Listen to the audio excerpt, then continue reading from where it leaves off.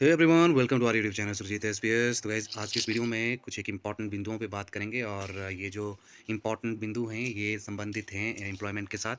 और इसके साथ साथ ये भी देखेंगे कि चुनाव आयोग द्वारा जो आचार संहिता लगाई गई है वो कब तक है और कितना इम्पैक्ट इसका जो है वो भर्तियों पे होगा। तो चलिए वीडियो स्टार्ट करते हैं। वीडियो स्टार्ट करने से पहले यदि आप में से कोई हमारे यूट्यूब चैनल पर नया हो तो ज़रूर चैनल को सब्सक्राइब कर लीजिएगा। तो चलिए स्टार्ट करते हैं।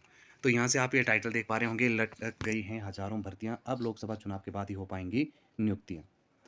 ठीक है? अब देखो, बहुत सारी रिक्रूटमेंट्स हैं, जैसे कि हम बात करें यहाँ से जेबीटी है। ठीक है? जेबीटी बैच वाइज़ सबसे पहले हम बात कर लें तो ये भर्ती लटक गई है क्योंकि ये जो मामला है वो कोर्ट में भी है। और इससे पहले भी जेबीटी के लिए जो थे वो ऑनलाइन एप्लीकेशन जो थे वो माँगे गए थे, लेकिन एग्ज़ाम का कोई अता-पता नहीं है। टीजीटी का जो बैच वाइज़ है वो तो आप सबको पता ही है कि रिज़ल्ट डिक्लेयर कर दिया गया था, लेकिन एग्ज़ाम के माध्यम से, कमीशन से के माध्यम से जो एग्ज़ाम होने थे वो भी अभी जो है वो नहीं हो पाएँगे। इसके अलावा यदि हम बात करें तो सीएनवी का मामला, शास्त्री का जो मामला है इसकी भी बात करें, तो शास्त्री का जो मामला है उसकी भी सुनवाई अभी होनी है, ये मामला कोर्ट में है। तो आप कह सकते हैं कि रिज़ल्ट आने का, बैच वाइज़ रिज़ल्ट आने का अभी कोई सवाल ही नहीं है, क्योंकि न्यू रिज़ल्ट, न्यू रिक्रूटमेंट कुछ भी जो है वो मॉडल कोड ऑफ कंडक्ट में नहीं होगा।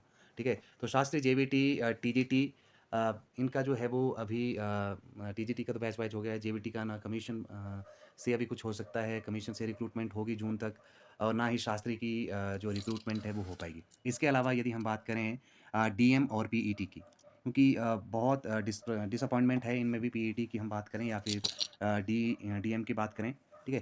तो डीएम की जो थी वो चर्चा हुई थी सब कमेटी में, लेकिन क्वोरम पूरा नहीं हो पाया, इसके कारण उनका जो रिकमेंडेशन है उसको कंसीडर नहीं किया गया। तो अब ये सारी चीज़ें जो है जून के फर्स्ट वीक के बाद ही मोर लाइकली जो है वो होंगी। इसमें जेबीटी की बात आप कर लें, पीईटी की बात कर लें, डीएम की बात कर लें या फिर शास्त्री की बात कर लें, तो ये सारे मैटर जो हैं वो मॉडल कोड ऑफ कंडक्ट के बाद ही जो है वो दोबारा से इस पे कुछ जो चर्चा होगी या जो भी फैसला इसमें लिया जाना है वो होगा। इसके अलावा यदि हम बात करें तो जैसे यहाँ पे कंप्यूटर साइंस के 985 पद यहाँ से भरे जाने थे प्रवक्ताओं के, और इनका जो एडवर्टाइज़मेंट जारी करना वो भी पॉसिबल नहीं हो पाया due to code of conduct, और वो एडवर्टाइज़मेंट भी रुक गया। ठीक है?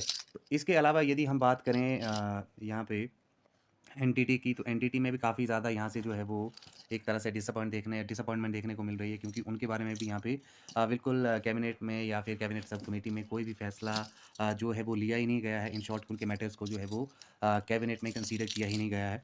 और अब जो है यदि हम यहाँ से बात करें डीएम की भी और एनटीटी की भी बात करें, तो ये भी मैटर्स जो हैं वो अब आचार संहिता के बाद ही इन पे जो है जो भी फैसला लेना है वो अ, तब ही पॉसिबल जो है वो हो पाएगा।